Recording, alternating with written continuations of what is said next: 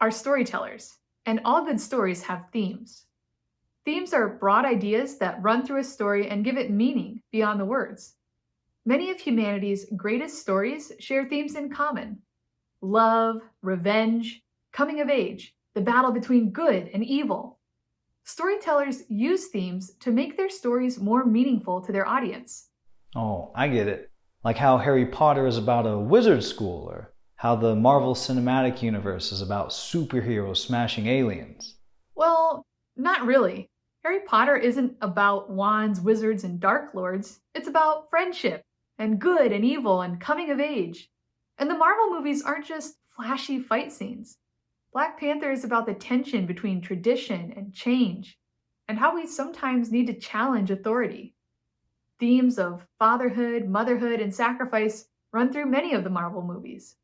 In a similar way, themes help historians make sense of the past, so it's not just one darn thing after another.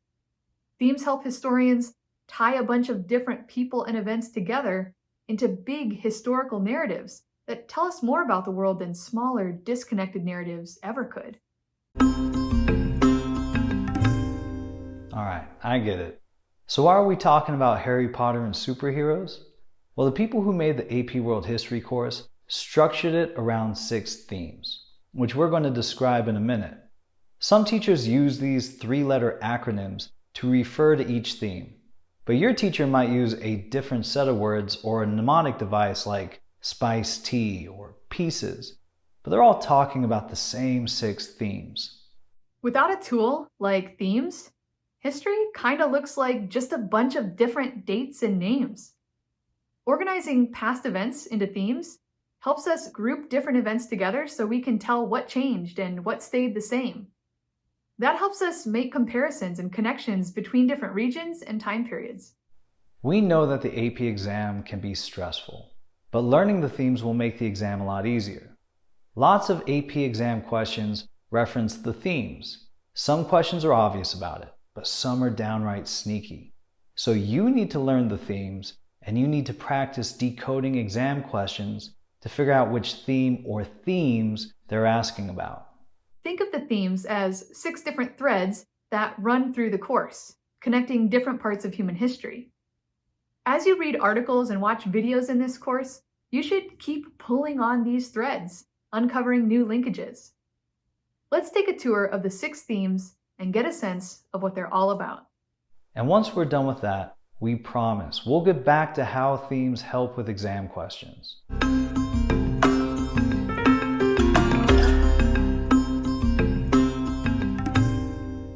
Let's start with humans and the environment.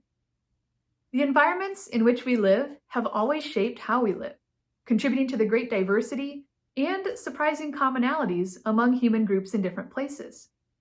For example, natural resources and climate shape human culture. There's a reason why religions like Christianity that arose in the Middle East believe hell is super hot, while the Vikings, who came from frosty Scandinavia, imagined it must be terribly cold. In the Islamic holy book, the Quran, paradise is described as an oasis filled with flowing rivers and verdant greens, a welcome sight for the peoples who lived in the arid lands of the Arabian Peninsula, where Islam first developed. This theme is about stuff like our methods of agriculture, the places that people choose to settle, how factors like geography and climate impact society.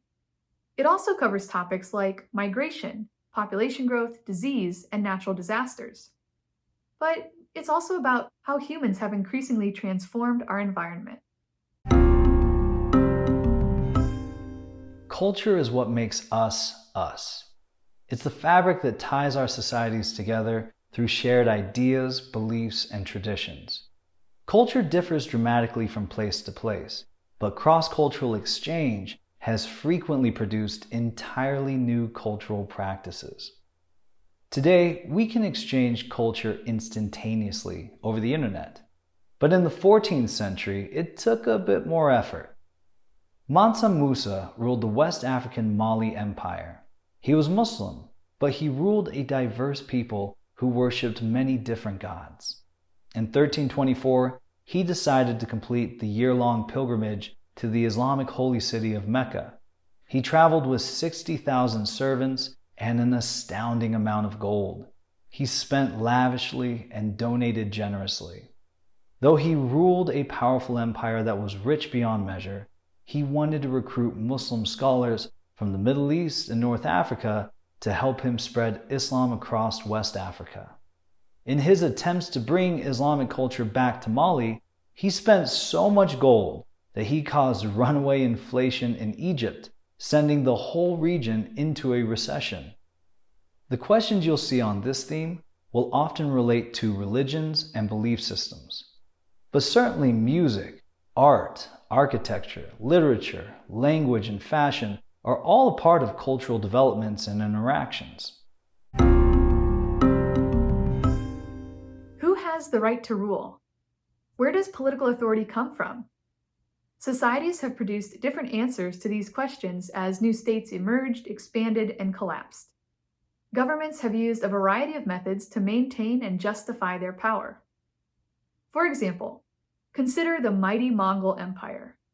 When we think about the Mongols, we think about men with swords on horses riding across the open plains of Eurasia. But did you know that the empire was mostly held together by women? Mongol nobles and rulers married the daughters of people they conquered, and these women formed networks of sisters and cousins who formed alliances with each other. Their alliances helped stop the fighting between their husbands, and sometimes they decided who the next ruler would be. Wife power and sister power ran the empire. This theme is one of the easiest to identify. Just keep an eye out for words like empire, governments, politics, nations, revolutions, military, taxes, and ideology. This theme is all about how states form, expand, govern, and collapse. Economics is a fancy Greek word used to describe how we make, distribute, trade, and consume all our stuff. Take, for example, the agricultural output of the Aztec Empire. To feed the 6 million people living in their empire, the Aztecs developed an agricultural technology called chinampas. These were man-made islands that floated on the shallow lakes of central Mexico. The lakes kept the islands moist, and Aztec farmers covered them in mud, vegetable scraps, and night soil. This method of fertilization allowed these flotillas of feces to be so productive that crops could be harvested up to 6 times a year from each. This level of food production is what kept the engine of empire running. This theme often focuses on who does the labor and who makes the profit. To identify evidence in this theme, keep an eye out for terms like money, resources, trade, labor, industry, and for economic theories like capitalism and socialism. All societies develop ideas about how people ought to interact with each other. These interactions influence political, social, and cultural dynamics in every society.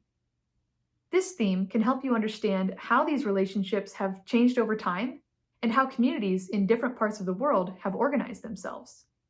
For example, I may or may not have had an 80s workout clothing phase in college, but I never got arrested for it.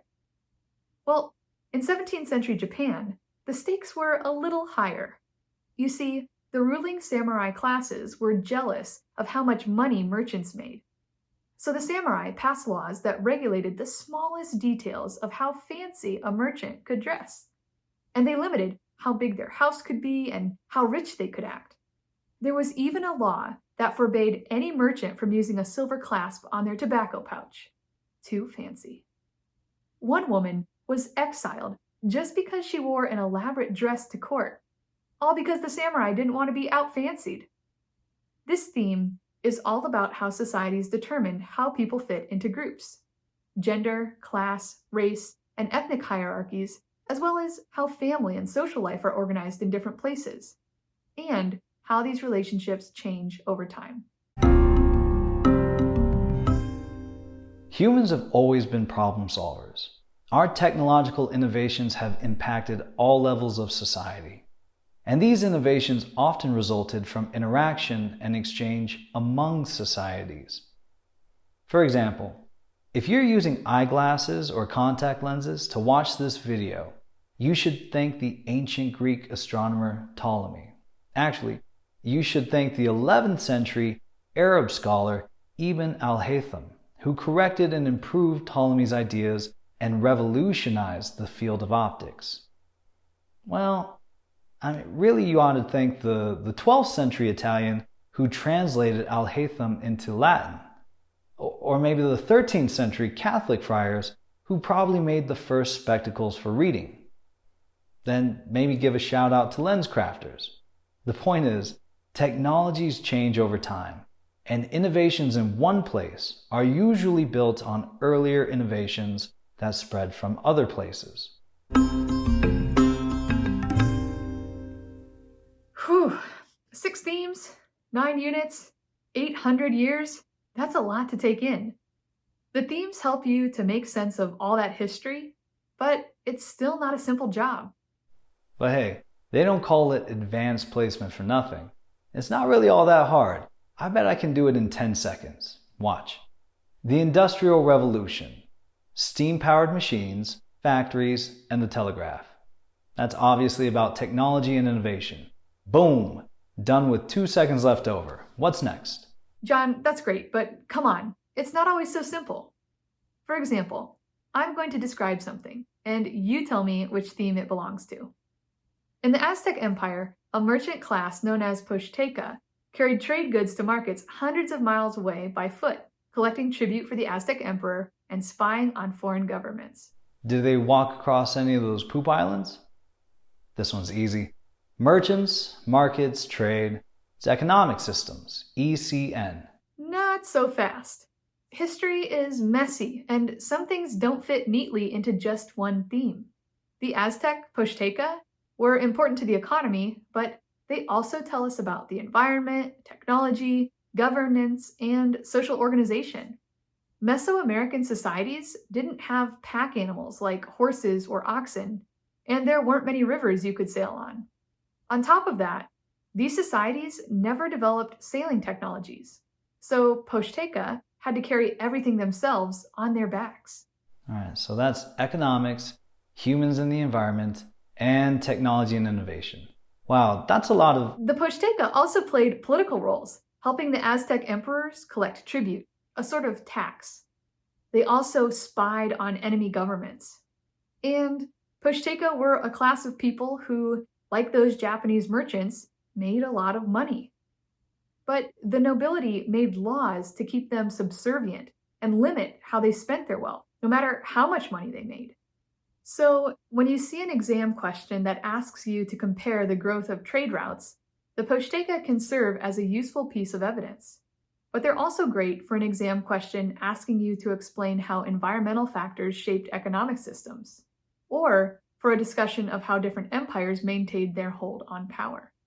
Wow. You're right, Rachel. History really is like night soil. It's messy. The themes in this course are all about perspective. And in that way, they give you, a historian in training, a lot of power. The 6 themes will help you interpret the past, but they also give you some authority to make choices about how to frame past events using evidence you encounter in this course. By examining and comparing many different perspectives across multiple themes, you'll be better equipped to support, extend, and challenge the historical narratives you encounter in this course. And you'll be better equipped for the AP exam in May. The key is to practice. As you read articles in this course, use the 3 Close Reads tool to take notes about which pieces of evidence relate to the different themes.